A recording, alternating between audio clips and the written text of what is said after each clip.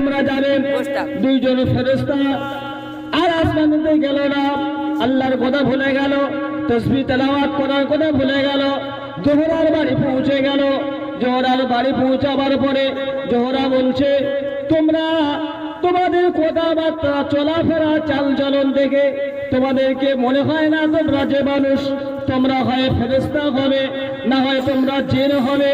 এই দুটোর মধ্যে কোনটা তোমরা? তোমাদের পরিচয় যদি আমাকে দাও তাহলে আমি তোমাদের প্রস্তাবকে মেনে নেব, আর তোমরা যদি আমার পরিচয় না দাও তাহলে আমি তোমাদের প্রস্তাব মেনে নিতে পারবো না।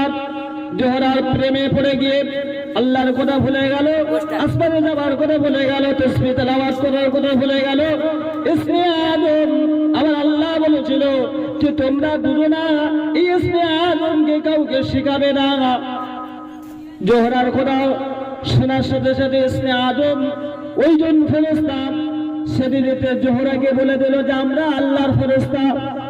জোহরা তখন বুঝতে পারলো যে এরা আল্লাহর ফেরেশতা হলে আসমানেতে আসে একটা ইসমে আজম পড়ে, আর যা ইসমে আজম পড়ে সেদিনেতে প্রস্তাব দিয়েছিল জোহরা যে তোমরা যদি তোমরা ফেরেশতা হও তাহলে আসমান থেকে দুনিয়া আসো ইসমে আজম পড়ে, আবার যাও ইসমে আজম পড়ে, তবে ইসমে আজমটা আমাকে শেখাতে হবে।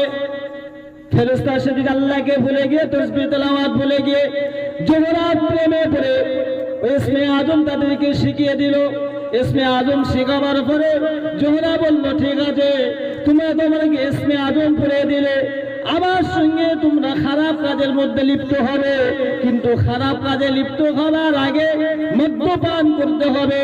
যদি মদ্যপান না করো তাহলে মেলামেশার ভিতরে মজা আসবে না, আমার কথা মেনে নিতে হবে, মদ পান করতে হবে। জোহরা মদ এনে দিল, মদ পান করলো।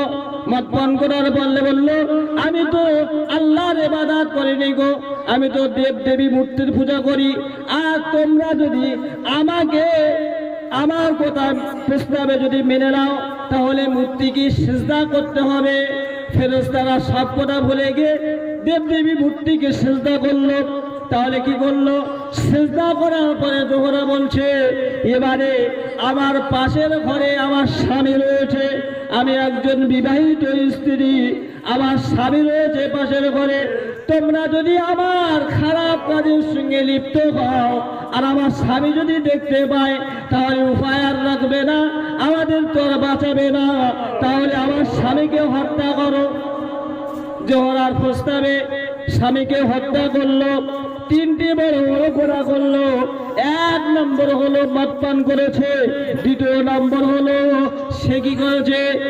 দেবদেবী মূর্তিকে সিজদা করেছে, তৃতীয় নম্বর হলো স্বামীকে হত্যা করেছে, চতুর্থ নম্বর হলো ইসমে আজম তাকে জোহরাকে শিখিয়ে দিয়েছে।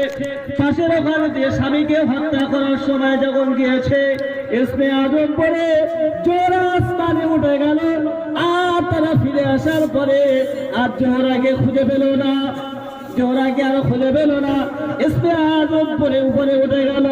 নেশাগ্রস্ত যখন নেশা কেটে গেল তখন বুঝতে পারলো ও রব্বুল আলামিন, নেশার ঘরে মদ পান করেছি, নেশার ঘরে মূর্তিকে সিজদা করেছি, ও রব্বুল আলামিন স্বামীকে হত্যা করেছি, মানুষকে খুন করেছি, ও রব্বুল আলামিন একটা মেয়ের পাল্লায় পড়ে জিন্দেগিতে বড় বড় অন্যায় অপরাধ করে ফেলেছি, ও রব্বুল আলামিন জিন্দেগি থেকে আর গুনাহ ক্ষমা হবে না, মাফ হবে না।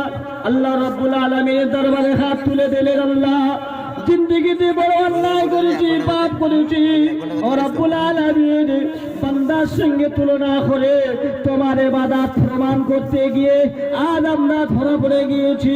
আমার আল্লাহ রব্বুল আলামিন বললেন, তোমরা যে মানুষের ভিতরে যে গুণ রয়েছে, লোভ, মহব্বত, ক্রোধ, ভালোবাসা, সেগুলোকে প্রমাণ করতে গিয়ে ইবাদত বন্দেগী করে কাটাবে বলেছিলে, আজ তো বড় বড় গুনাহ করলে তার কি ক্ষমা হবে?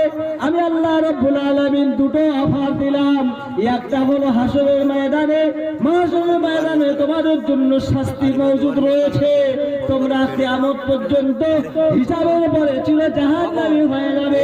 আর একটা তোমাদের শাস্তি রয়েছে, যে শাস্তিটা হলো দুনিয়ায় এখন থেকে নিয়ে কিয়ামত পর্যন্ত ইসরাফিল আলাইহিস সালাম সিংহায় ফুঁক দেওয়া পর্যন্ত তোমাদেরকে বাবর নামক পর্বতে মাথাটা নিচু করে পাটা ঘাস মুখো করে ঝুলিয়ে রাখা হবে। এটা যদি তোমরা মেনে নাও তাহলে আমি আল্লাহ রাব্বুল আলামিন তোমাদের মাফ করে দেবো। জোরে বলুন সুবহানাল্লাহ। বান্দা অন্যায় করলে মাফের রাস্তা রয়েছে তওবা, বান্দা অন্যায় করলে বান্দার ক্ষমার রাস্তা রয়েছে তওবা।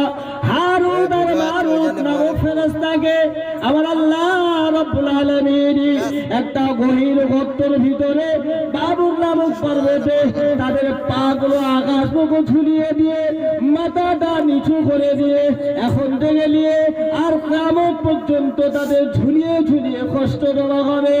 ও বান্দা, দুনিয়াতে তুমি যদি অন্যায় করো, অপরাধ করো, পাপ করো, দুনিয়াতে যদি তওবা করে নাও, আমার আল্লাহ বলে আমি গফুর রহিম, আমি দয়াবান, আমি দয়াবান।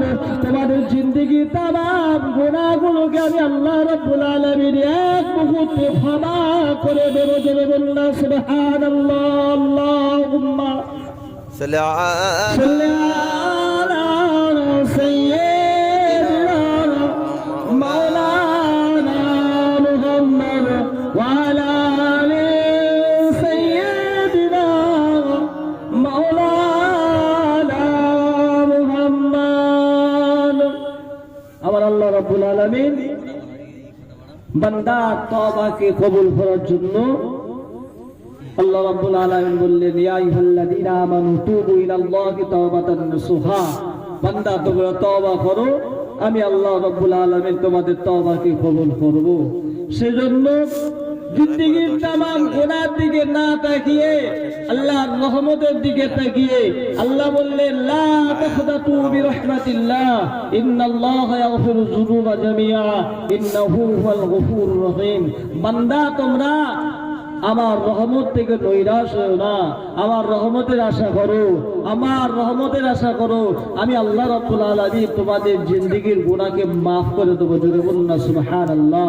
সেজন্য আমরা এই জলসা থেকে যদি একবার তওবা করে যদি আমরা ফিরে আসতে পারি, আমাদের জিন্দেগি হবে সফল কামিয়াব, জলসা হবে সফল কামিয়াব। আল্লাহ রাব্বুল আলামিন আমাদের শোনাতে বেশি বেশি করে আমল করার মতন তৌফিক নসিব করুন। সকলে দরুদ শরীফ পড়েন। এরপরে আমাদের মাদ্রাসার শিক্ষক মসজিদের ইমাম সাহেব হাফেজ কারি মোহাম্মদ আরিফুল ইসলাম কোরআন হাদিস দিয়ে কোরআন নসিহত করবেন। আপনারা ধীরে স্থিরে ভাবে শুনুন। দরুদ শরীফ পড়েন। আল্লাহুম্মা সাল্লি আলা সাইয়্যিদিনা মাওলানা মুহাম্মদ। আর হাফেজ সাহেবের পরে তাবারক সাহেব আছে, ইনশাআল্লাহ আপনারা যারা আছেন চলে আসেন। একুনি দরুদ শরীফ। আল্লাহুম্মা